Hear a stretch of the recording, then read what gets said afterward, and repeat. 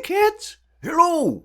You know, Lamarck, I sure wish kids today didn't have to learn biology on the streets like we did. Yeah, I sure wish kids didn't have to learn biology on the street. Maybe we should make our own public television show. Do they still do that? We have cameras and microphones. Let's do it.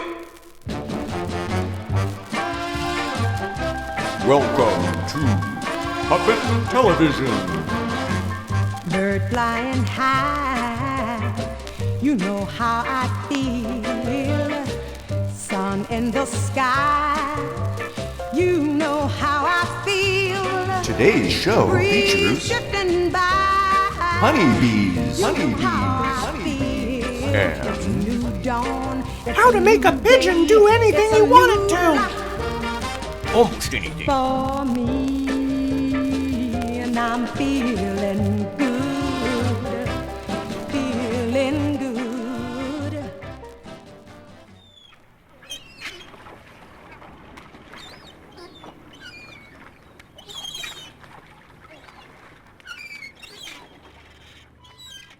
You are about to witness explicit, shocking footage of operant conditioning.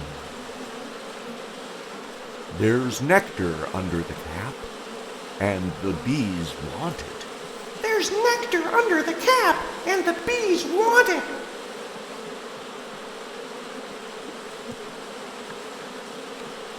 The garden is abuzz with the sound of biologists conducting operant conditioning experiments on honeybees.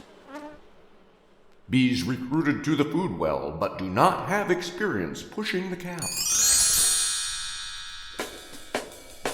Bees are recruited to a sucrose food well. After 5 visits, the cap is added. A space remains to access the food well. The space is made progressively smaller. Explicit shaping through successive approximations. Successive approximations? You know, little by little. Yeah. The food well is nearly completely covered.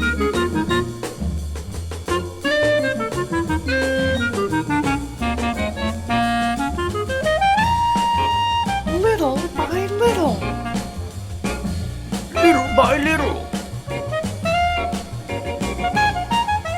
Bit by bit. Bit by bit. Get it. Little by little. Bit by bit. Get it. Sugar is the reward. That bee's getting smarter.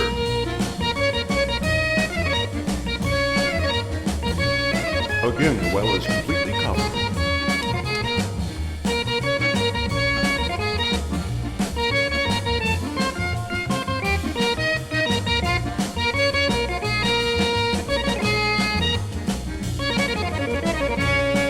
That bee's getting smarter.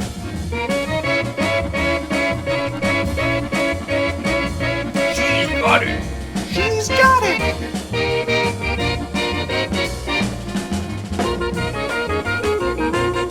Now look how smart she is. Now look how smart she is. Explicit shaping. Explicit shaping.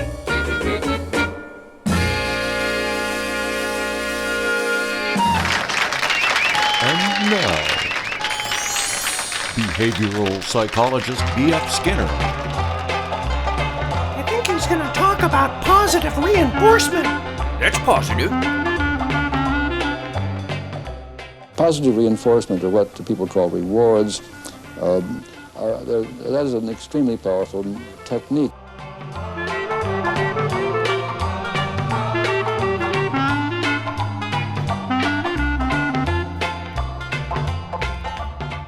And we've only discovered the power fairly recently, strangely enough. We tend to control people through aversive control, punishing people for misbehaving or threatening them until they behave the ways we want them to behave and so on. But you can, with positive techniques, get better effects, and effects that we all like because we feel free when we are controlled through positive reinforcement. We don't feel free and we are being coerced or threatened with punishment.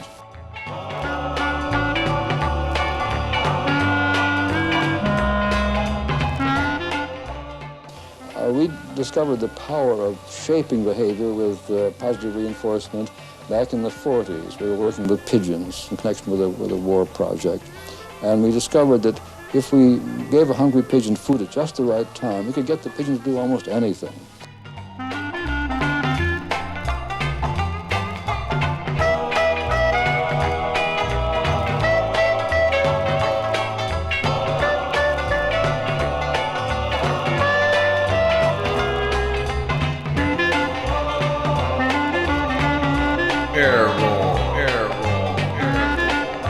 Watch out, that bee's gonna push the cap right off the edge. Don't do it!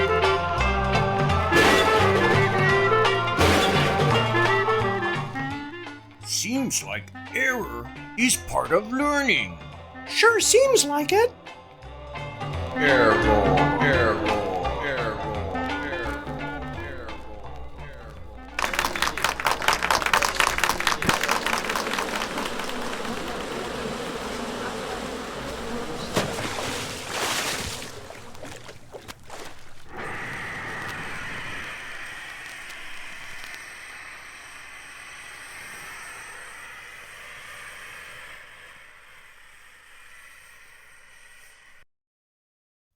Abstract.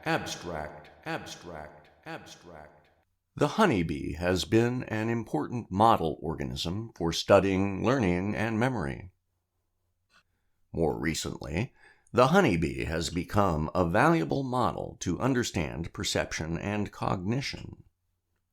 However, the techniques used to explore psychological phenomena in honeybees have been limited to only a few primary methodologies, such as the proboscis extension reflex, sting extension reflex, and free-flying target discrimination tasks. Methods to explore operant conditioning in bees and other invertebrates are not as varied as with vertebrates. Let's look at some vertebrate examples from Wikimedia Commons. Operant conditioning in the home cage? I sure wish we had a home cage set up like that. These guinea pigs have it pretty good too. Yeah, 2-camera setup. That's pretty groovy. And audio, good fidelity. What are they doing with its whiskers? Whisker and odor signals? Whisker and odor signals!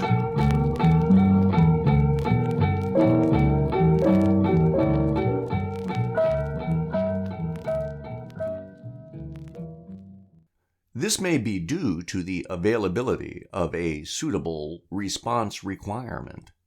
In this manuscript, we offer a new method to explore operant conditioning in honeybees, the cap-pushing response. CPR.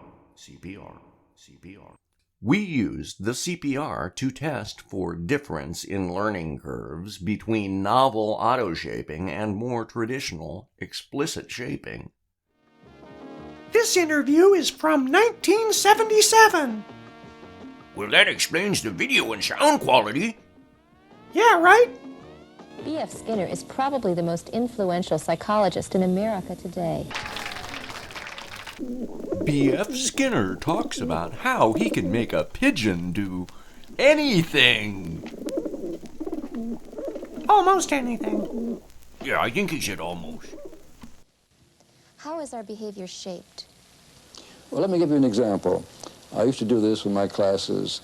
I have a hungry pigeon in a space where it can be seen easily by the class, and a food dispenser, somebody dumps a few grains of food into a dish, and a switch that I can use to operate the dispenser. Now, my only contact with the pigeon is by this switch. And I'd ask the class, what do you want the pigeon to do? Do you want it to turn around, put its head up in the air, or move to one corner of the cage, and so on? They choose some particular bit of behavior. So then they choose turning around. Well, then I simply watch the pigeon And when it makes a slight turn, say counterclockwise, I press the button and the food appears and the pigeon eats. Almost immediately you can see it turn again. This is just visible. You can see the learning take place. Then I catch that, but next time I wait for a little bit more of a move, and I get a bigger and bigger move, and finally the pigeon goes all the way around, and then I reinforce, and I've got it. The pigeon will then turn around and eat, turn around and eat, turn around and eat, as long as I keep this up. In a matter of 2 minutes at the most, I've shaped a very complex pattern of behavior simply by making the food contingent on that behavior, as we say, but in little progressive steps. You can't wait for him to make the turn. That would you wait all day, perhaps. You take just little bits of it and add to it and compose the final response.